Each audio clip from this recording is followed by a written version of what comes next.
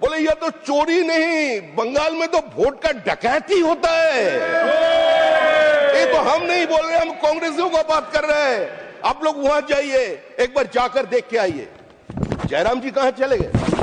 हम तो जयराम जी की ढूंढ रहे हैं। Highly grateful to him.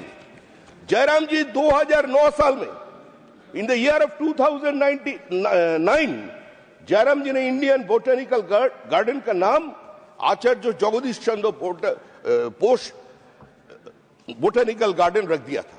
आभारी है पश्चिम बंगाल की जनता जयराम रमेश जी के पास। आज जयराम रमेश जी को बोलिए एक बार आप भी तो आइए देखने के लिए कि कैसे उसका भीतर घुसपैठिया घुस गया, मस्जिद बन गया, इलेक्ट्रिसिटी भी पहुंच गया, पब्लिक डोमेन में वो तस्वीर है। पानी का कनेक्शन कौन दिया?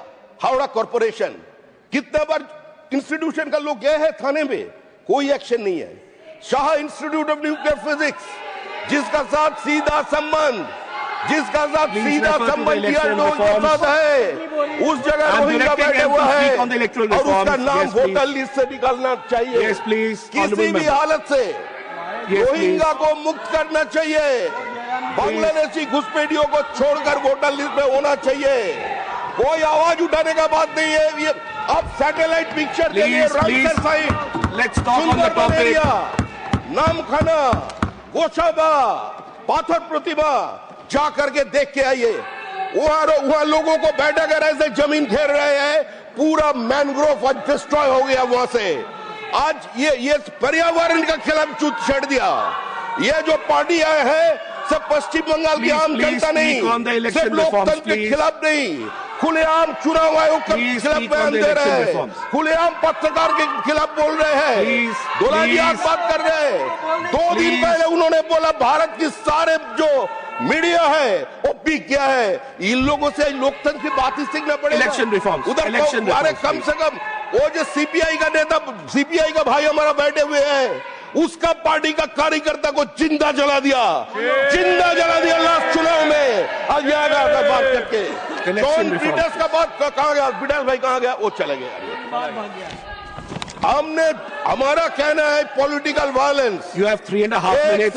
Please focus on election. एक समय था जब पश्चिम बंगाल की मुख्यमंत्री बुद्धदेव भट्टाचार्य जी वो पहले ये इंस्टेंट दे देते हैं। पश्चिम बंगाल में कुछ नहीं है। बिहार का चुनाव देख के आइए, उत्तर प्रदेश का चुनाव देख के आइए, और आज पश्चिम बंगाल में क्या हो रहा है? चुनाव पश्चिम बंगाल में चल रहा है 38. Yeah. Rule number 238, sir. 238. Procedure regarding allegations against members. Sir, the request here is for the last 14 minutes that he's been speaking.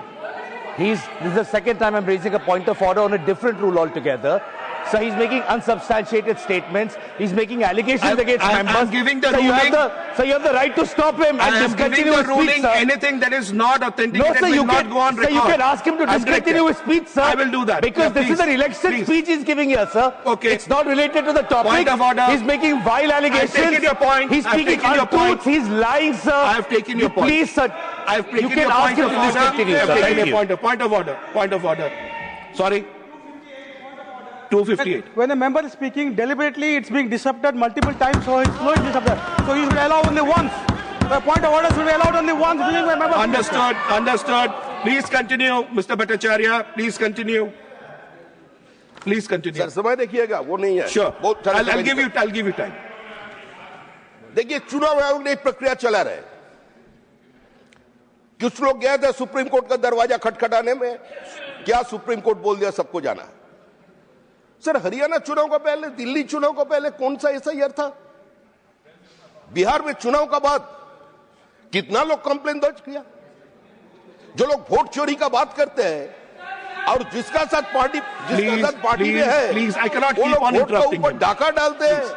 यही उसका स्थिति है। Sir, one of the senior member of the other house and then opposition leader, Mr. Adhir Ranjan Chaudhary, was physically manhandled in his own constituency during the election. यही स्थिति है पश्चिम बंगाल का। Vote की नाम पर क्या तमाशा चल रहा है? अरे आपका तो एक पिता का नाम मिल गया सर, एक नहीं, ऐसा हजारों केस है। 24 परगनास एक व्यक्ति जिसका 10 संतान मुर्शिदाबाद में है, सोचिए, बाप रहते हैं, पिता रहते हैं आपका नॉर्थ 24 डिस्ट्रिक्ट में, और 10 बेटा रहते हैं मुर्शिदाबाद में, और 5 लड़की वो मोहल्ले में रह रहे हैं। इसको तो सुधार होना चाहिए। अगर इसके ऊपर बातें करने से बोलेगा किसी को कोई जरूरत नहीं है, कोई भी एसआईआर नहीं करने देंगे। पश्चिम बंगाल में खुद फॉर्म भर लिया, पश्चिम बंगाल में एसआईआर करना संभव नहीं है। बीजेपी दंगाचार है, क्या एसआईआर बीजेपी कर रहे हैं? और आदर है, उसका एक नेता है, बहुत उसका तजुर्बा बहुत ज्यादा है, 6 बार का करीब करीब उन्होंने सांसद बना, फॉर्मर यूनियन मिनिस्टर भी था, 6 बार पार्टी भी बदल चुके हैं, तो अभी है एक पार्टी में। उन्होंने उस दिन अच्छा बोला था, दादा को बाबू लेके ठीक किया था, लेकिन हुआ क्या? उसका कहना कहता है जिसमें हल्ला का क्या बात है, it's a common phenomenon. SIR को होता है, इसको होने नहीं दीजिए। और दूसरा लोग कुछ अलग बात बोल रहे हैं। सर, एक कॉन्स्टिट्यूशनल अथॉरिटी को आप चैलेंज कैसे कर सकते हैं? आप खुद संविधान की शपथ लेकर एक पद पर बैठे हुए आदमी कैसे एक संविधान की संस्था को ऊपर चैलेंज करते हैं? ये हमारा बात है। Silent demographic innovation in on, please silent demographic एक पश्चिम बंगाल का चल रहा है। पश्चिम बंगाल का सारे सीमावर्ती जिला का जन संतुलन बिगड़ गया और वो वोटर लिस्ट में घुस गया। अरे आप बॉर्डर और सर, झारखंड का साथ बांग्लादेश का कोई बॉर्डर नहीं है, झारखंड का साथ बांग्लादेश का कोई बॉर्डर नहीं है। आज से बंगाल नहीं, झारखंड और बिहार, सीमांचल और वनांचल का भी डेमोग्राफी बदल रहे हैं। मुर्शिदाबाद को सेंटर बनाकर लोगों को भेजा जा रहा है आज झारखंड में। आज इस 2 मिनट चाहिए sir, only sir 2 minute to conclude. Sir, किसी भी हालत से हम लोग तो यही चाहते हैं, लॉ एंड ऑर्डर तो देखना तो राज्य की विषय है। चुनाव होगा, अपना काम कर रहे, और काम करते करते आप कोई बीएलओ का हस्बैंड को गोली मार देंगे, जो फॉल्स डॉक्यूमेंट अपलोड नहीं किया तो इसको गोली मार देंगे। प्यार में धोखा खाकर कोई खुदकुशी कर लिया, आप उसका कारण एसआईआर बना देंगे। एसआईआर का नाम पर डेथ सर्टिफिकेट कभी सुना है आपने?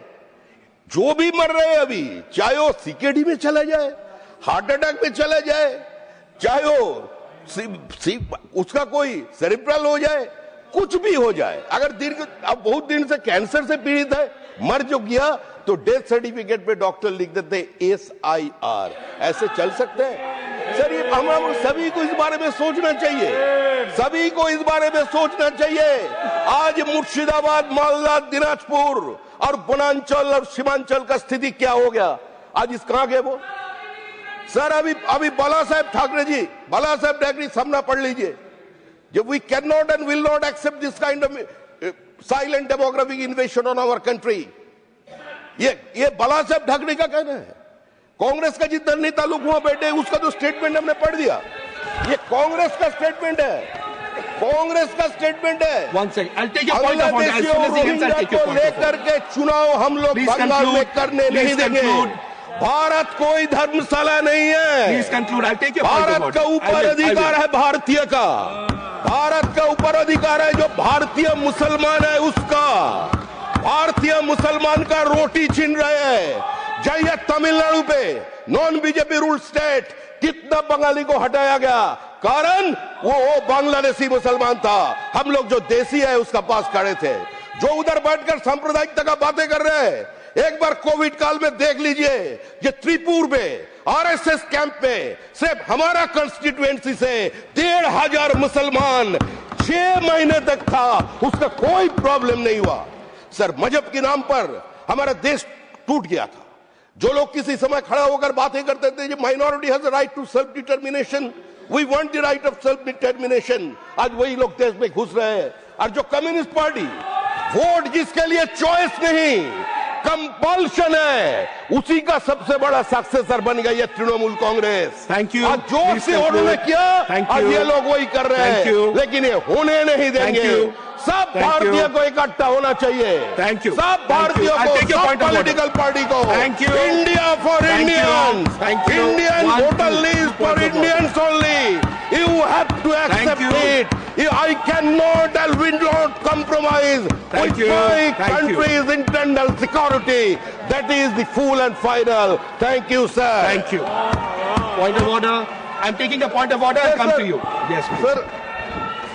Sir, I'm on. Point of order. Rule number. Rule number. I'm on rule number 238. Yes. I'm on rule number 238. Rules to be observed while speaking. So the honorable member made a very derogatory, indecent remarks against the people of Bengal. बाप को भी किराए पर मिलेगा बंगाल में. बाप को भी किराए पे मिलेगा. Okay. This was. What is your point? See, yes, sir. बाप को भी किराए पर मिलेगा वेस्ट बंगाल के अंदर. मतलब it is derogatory and insult to the people of Bengal. Yes, that must be expunged. Okay. Point of order, sir. Point of order, sir. 239, sir. Yes, he has made sweeping remarks against Bengal, sir. I want it all to be expunged. Everything which is not related to electoral reform should be expunged from his speech.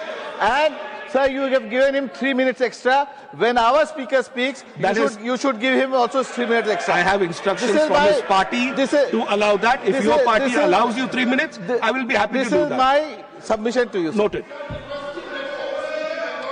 Right. So as far as both the points of order is concerned, my ruling is very clear.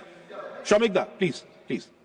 My point is very clear. I'm giving the ruling that we will examine it. If something should not be on record, which is not appropriate, will not be there. That's my ruling to both the points of order made. I hope you have settled on that. We will move forward to the next speaker. Thank you. Shri Digvijay Singh ji.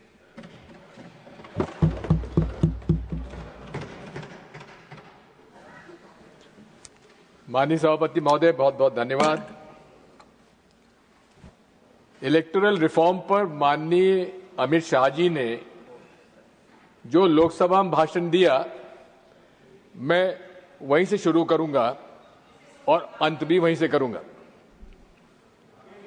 Rahul ji के जितने भी सुझाव थे, जो उनके बिंदु थे, उसका एक भी उत्तर उन्होंने नहीं दिया. Digital You continue, please. Digital machine readable पारदर्शी वोटर रोल होना चाहिए. इसमें क्या आपत्तिजनक थी? होना चाहिए कि नहीं होना चाहिए?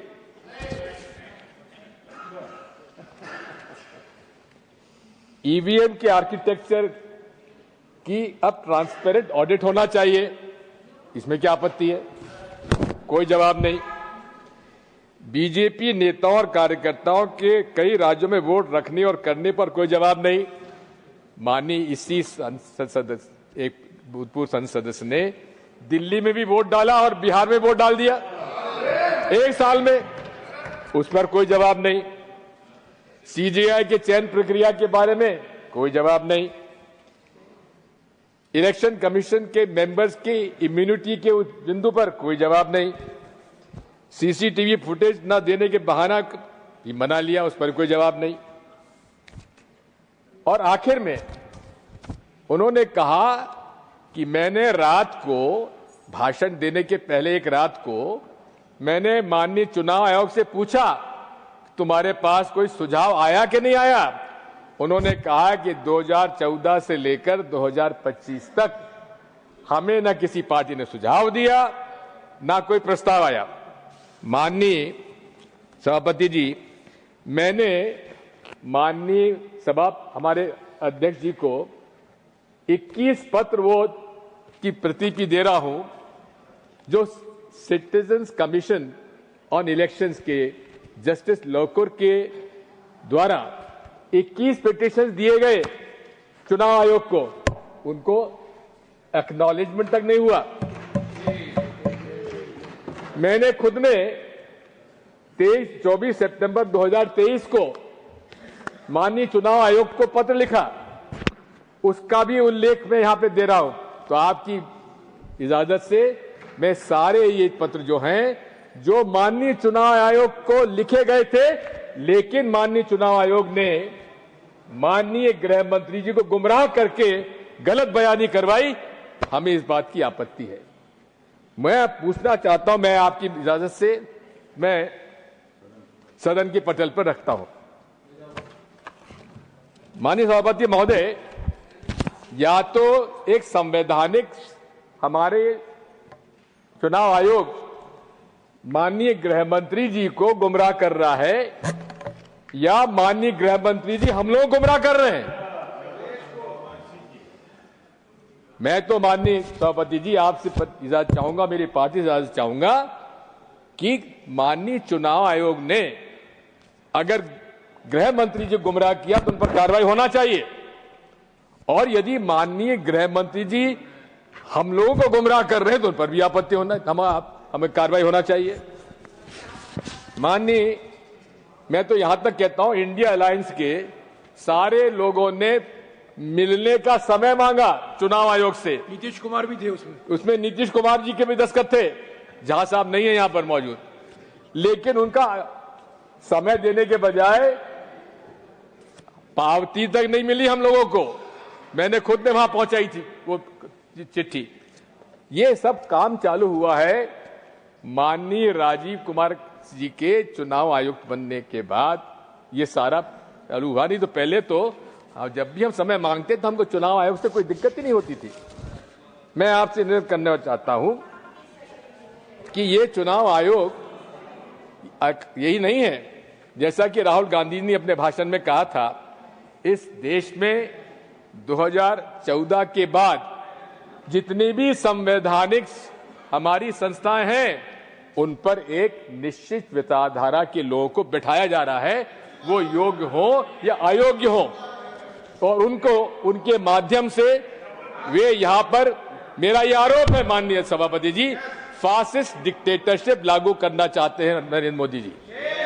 और ये उदाहरण है, हिटलर भी चुनाव जीत के आए थे, मुसोलिनी भी चुनाव जीत के आए थे, लेकिन अंत में सारे संवैधानिक संस्थाओं पर कब्जा कर उन्होंने फासिस्ट डिक्टेटरशिप कायम की। जो रास्ता आज हम देख रहे हैं भारत में, वही उसी तरफ इंगित करता है माननीय सभापति। आज रशिया भी कहता है, पुतिन भी कहते हैं कि मैं चुनाव जीत के आता हूं। नॉर्थ कोरिया के हमारे वो भी कहते हैं कि हम चुनाव जीत के आता हूं। इसी प्रकार के चुनाव यहां हो रहे हैं सभापति जी। मुझे भी 50 साल हो गए राजनीति में, किसी भी चुनाव में किसी राजनीतिक दल के 94% स्ट्राइक रेट कभी हमने तो देखी नहीं। ये कहां से हो गया? अब वोटर लिस्ट के बारे में किसी भी सफल लोकतंत्री व्यवस्था के लिए, निष्पक्ष चुनाव होने के लिए फुल प्रूफ मतदाता सूची होना चाहिए, इसमें किसी को आपत्ति नहीं होना चाहिए। आर्टिकल 324 भी यही जवाबदारी इलेक्शन कमीशन को देता है कि चुनाव आयोग की जवाबदारी है कि हर नागरिक का वो वोट मतदाता सूची में शामिल करे, और यही होता है अभी तक।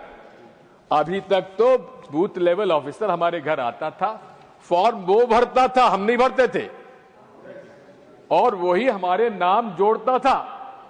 अब ये एसआईआर कहां से आ गया?